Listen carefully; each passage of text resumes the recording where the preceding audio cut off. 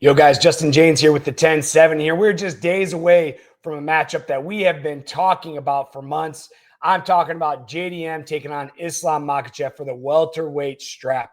As you guys know, months ago, Islam gave up his lightweight title to go up to 170 and see if he could get double champ status going against the very, very tough JDM. That's Jack Della Maddalena, guys. I am so excited for this fight. I am more excited for this fight than I have any other fight on the whole year. Josefa might have another opinion, but man, anytime you see somebody striving for greatness like Islam is, going for double champ status, it gets you very excited, especially JDM coming off a big win, his title win over off Belal, who, we talk about having a similar style to Islam, but, Islam to me is the 2.0 JDM. Now, before we get, Islam is the 2.0 Belal. And now, before we get into my prediction and the breakdown, let's give a little background of both of these guys. We are going to start with the challenger, Islam Makhachev. All right, guys, Islam coming into this competition, 27 wins and 1 loss. He is pound for pound the best MMA fighter in the world right now. He's in a current 15-fight win streak, guys, standing at 5'10". All his wins have been coming at the lightweight division. 5 wins by KO, 13 wins by submission, 9 wins by decision. Currently 16-1 in the UFC. Let's go back to his UFC debut.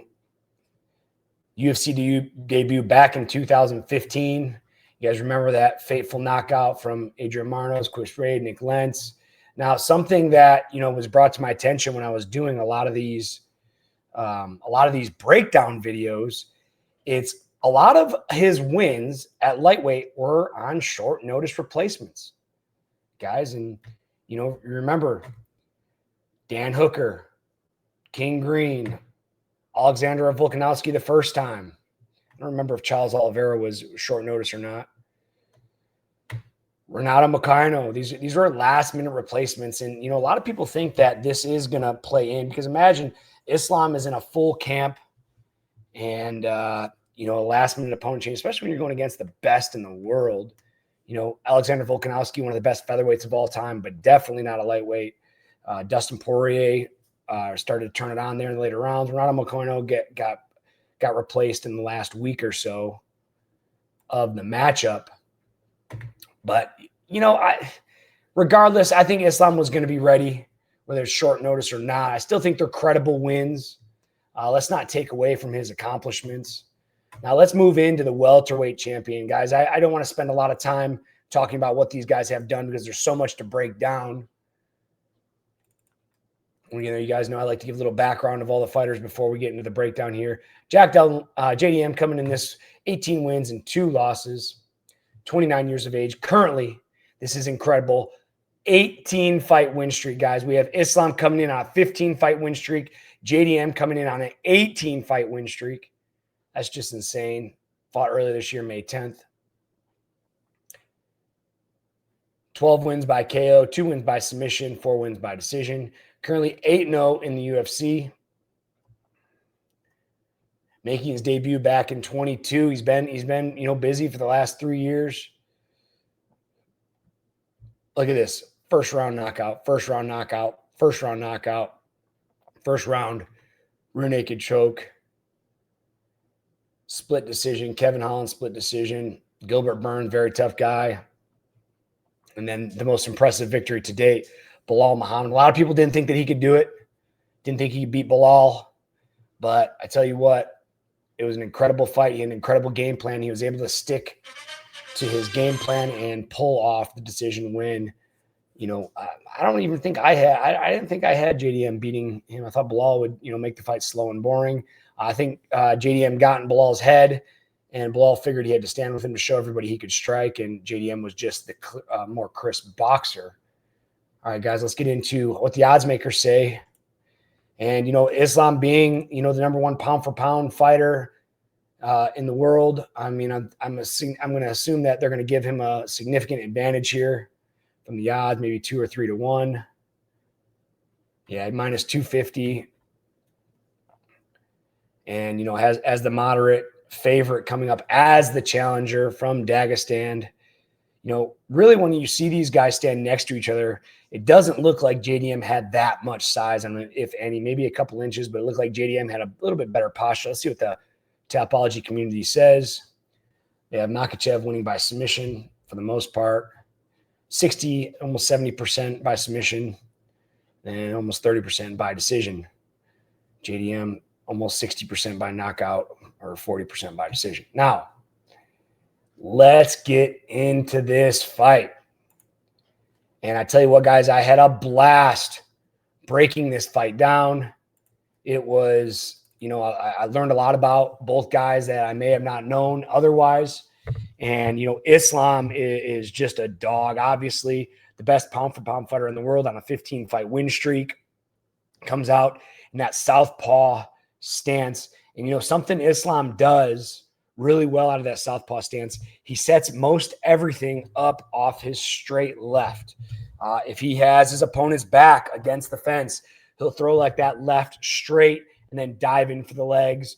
In the open, he'll throw that left straight and dive for a snatch single. He'll throw a cross to a right hook where he can land guys. Because a lot of times he'll set up his wrestling off that left straight. And then when guys start favoring to the wrestling, he'll throw a right hook behind it. So he'll go left straight shot, left straight shot, left straight, feint the shot, right hook, and land some guys on that. And, once he gets guys against the fence, unlike Bilal, he doesn't try to hold guys against the fence.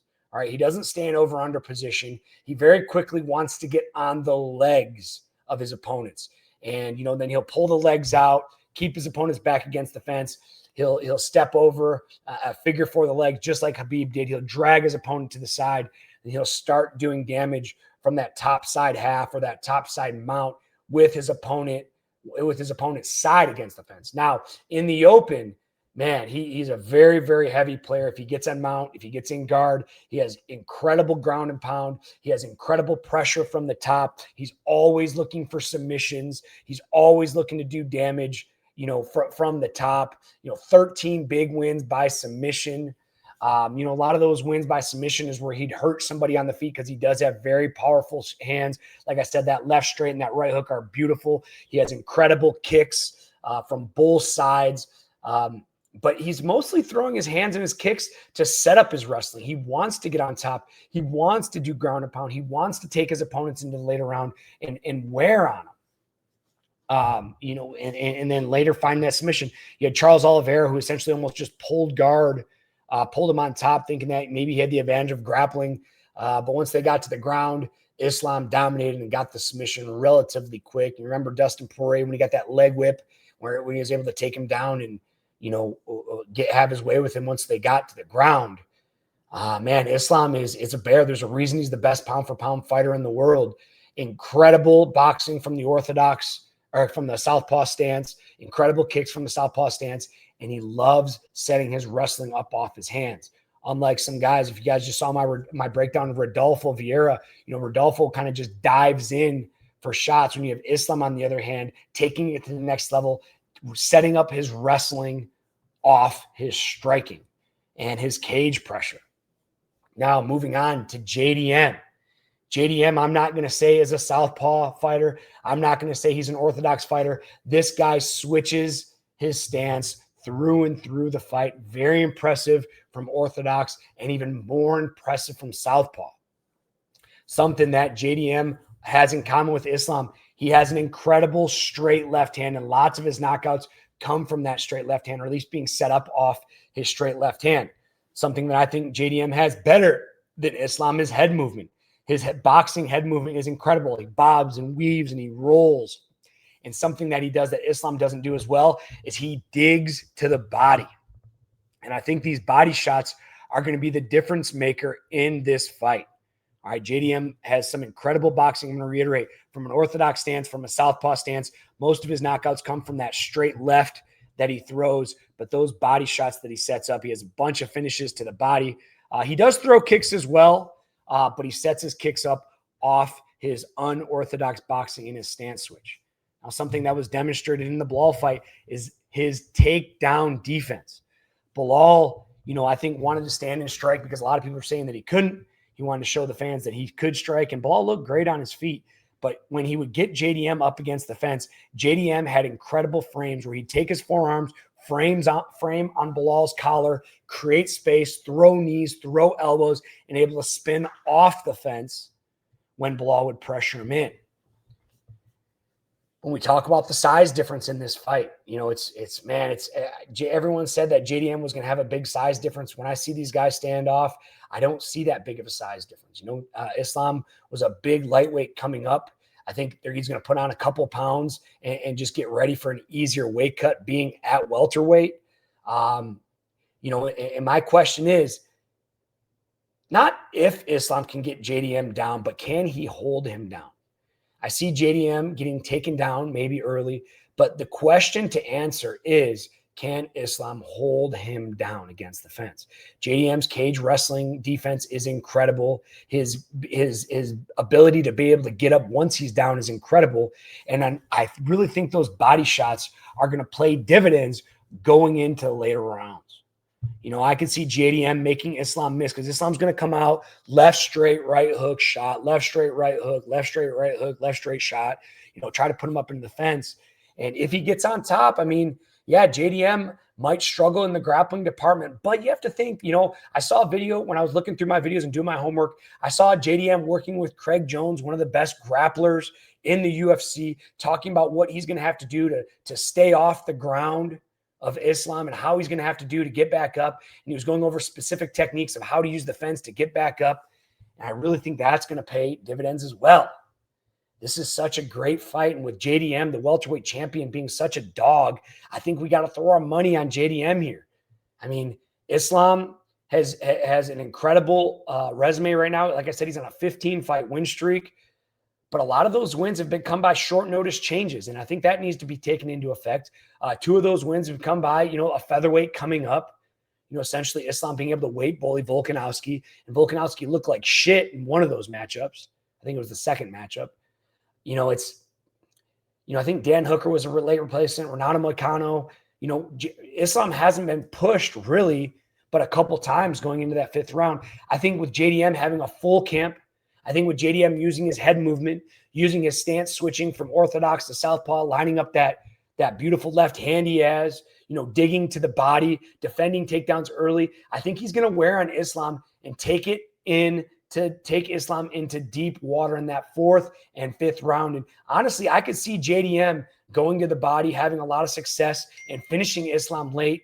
But if I had to give a strict prediction, I'm taking JDM by decision, guys. Tell me what you think in the comments.